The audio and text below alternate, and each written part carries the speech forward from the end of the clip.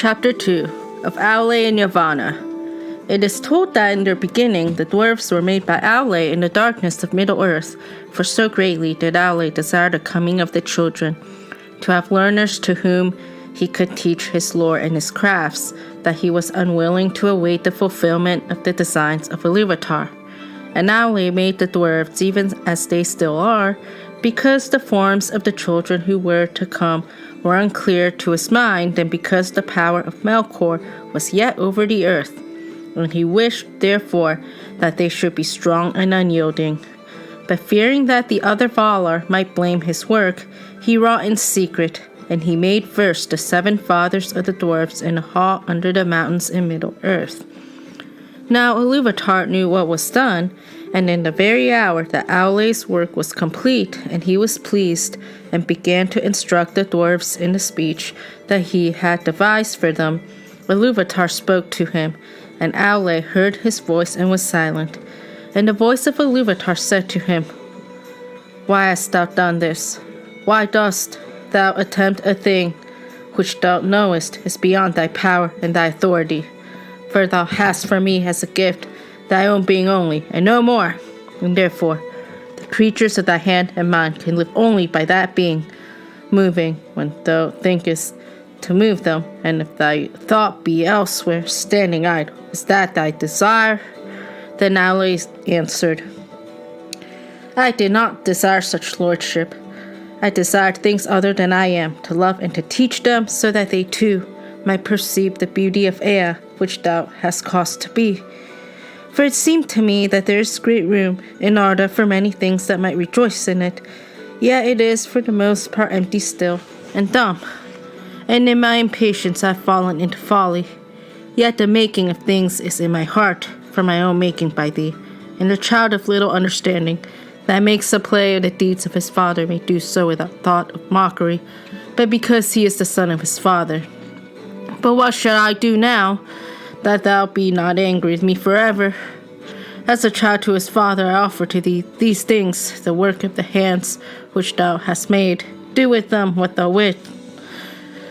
But should I not rather destroy the work of my presumption?" Then Aulë took up a great hammer to smite the dwarves, and he wept. But Ilúvatar had compassion upon Aulë and his desire, because of his humility, and the dwarves shrank from the hammer and were afraid, and they bowed down their heads and begged for mercy. And the voice of Ilúvatar said to Aulë, "Thy offer I accepted even as it was made. Dost thou not see that these things have now a life of their own and speak with their own voices? Else they would not have flinched from thy blow, nor from any command of thy will."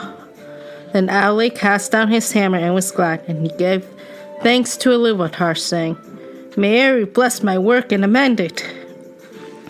But Ilúvatar spoke again and said, "Even as I gave being to the thoughts of the Ainur at the beginning of the world, so now I have taken up thy desire and given to it a place therein, but in no other way.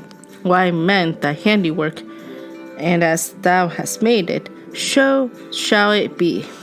But I will not suffer this, that these should come before the firstborn of my design, nor that thy impatience should be rewarded. They shall sleep now in the darkness under stone, and shall not come forth until the firstborn have awakened upon earth, and until that time though and they shall wait, though long it seem. But when the time comes I will awaken them, and they shall be to thee as children, and often strife shall arise between thine and mine, the children of my adoption and the children of my choice." Then Aulë took the 7 fathers of the dwarves, and laid them to rest in far-sundered places, and he returned to Valinor, and waited while the long years lengthened. Since they were to come in the days of the power of Melkor, Aulë made the dwarves strong to endure. Therefore their stone hearts stubborn, fast in friendship and in enmity, and they suffered toil and hunger and hurt of body more heartily than all other speaking peoples. And they lived long, far beyond the span of men, yet not forever. Aforetime it was held among the elves in Middle-earth that dying the dwarves returned to the earth and the stone of which they were made, yet that is not their own belief. For they say that Aulë the Maker, whom they call Mahal, cares for them, and gathers them to Mondos and Hall set apart, and that he declared to their fathers of old that Ilúvatar will hallow them and give them a place among the children in the end. Then their part shall be to serve Aulë and to aid him in the remaking of Arda after the last battle. They say also that the 7 fathers of the dwarfs return to live again in their own kin and to bear once more their ancient names, of whom Durin was the most renowned in after ages, father of that kindred most friendly to the elves whose mansions were at Khazad-dûm. Now, when Aulë labored in the making of the dwarfs, he kept this work hidden from the other Valar, but at last he opened his mind to Yavanna and told her of all that had come to pass. Then Yavanna said to him, Eru is merciful. Now I see that thy heart rejoiceth, as indeed it may, for thou hast received not only forgiveness but bounty. Yet because thou hiddest this thought from me until its achievement, thy children will have little love for the things of my love. They will love first the things made by their own hands as doth their father. They will delve in the earth, and the things that grow and live upon the earth they will not heed. Many a tree shall feel the bite of their iron without pity.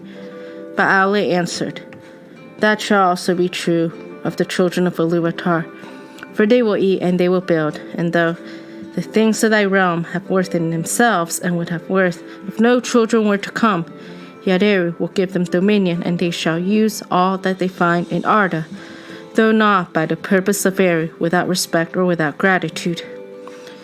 Not unless Melkor darkened their hearts, said Yavanna, and she was not appeased, but grieved in heart, fearing what might be done upon Middle-earth in days to come. Therefore she went before Manwë, and she did not betray the counsel of Aulë, but she said, King of Arda, is it true, as Aulë hath said to me, that the children, when they come, shall have dominion over all the things of my labor, to do as they will therewith? It is true, said Manwë, but why dost thou ask, for thou hast no need of the teaching of Aulë? Then Yavanna was silent and looked into her own thought, and she answered, Because my heart is anxious, thinking of the days to come. All my works are dear to me. Is it not enough that Melkor should have marked so many? Shall nothing that I have devised be free from the dominion of others? If thou hast thy will, what wouldst thou reserve, said Manwë, of all thy realm, what dost thou hold dearest? All have their worth, said Yavanna, and each contributes to the worth of the others. But the Kelvar can flee or defend themselves, whereas the Olvar that grow cannot, and among these I hold trees dear. Long in the growing, swift shall they be in the felling, and unless they pay toll with fruit upon bough, little mourned in their passing. So I see in my thought, would that the trees might speak on behalf of all things that have roots, and punish those that wrong them? This is a strange thought, said Manwë. Yet it wasn't a song, said Yavanna. For a while thou wert in the heavens, and with Olmo built the clouds and poured out the rains. I lifted up the branches of great trees to receive them, and some sang to Ilúvatar amid the wind and the rain. Then Manwë sat silent, and the thought of Yavanna that she had put into his heart grew and unfolded, and it was beheld by Ilúvatar. Then it seemed to Manwë that the song rose once more about him, and he heeded now many things therein, that though he had heard them, he had not heeded before. And at last the vision was renewed, but it was not now remote, for he was himself within it. And yet he saw that all was upheld by the hand of Ilúvatar, and the hand entered in, and from it came forth many wonders that had until then been hidden from him in the hearts of the Ainur. Then Manwë awoke, and he went down to Yavanna upon a Zelohar, and he sat beside her beneath the 2 trees. And Manwë said, O Kementari, Eru hath spoken, saying, Do then any of the Valar suppose that I did not hear all the song, even the least sound of the least voice? Behold, when the children awake, then the thought of Yavanna will awake also, and they will summon spirits from afar, and they will go among the Kelvar and the Olvar, and some will dwell therein and be held in reverence, and their just anger shall be feared. For a time, while the firstborn are in their power, and while the secondborn are young. But dost thou not now remember, Kementari, that thy thoughts sang not always alone? Did not thy thought and mine meet also, so that we took wing together like great birds that soar above the clouds? That also shall come to be by the heat of Ilúvatar, and before the children awake they shall go forth with wings like a wind, the eagles of the lords of the west.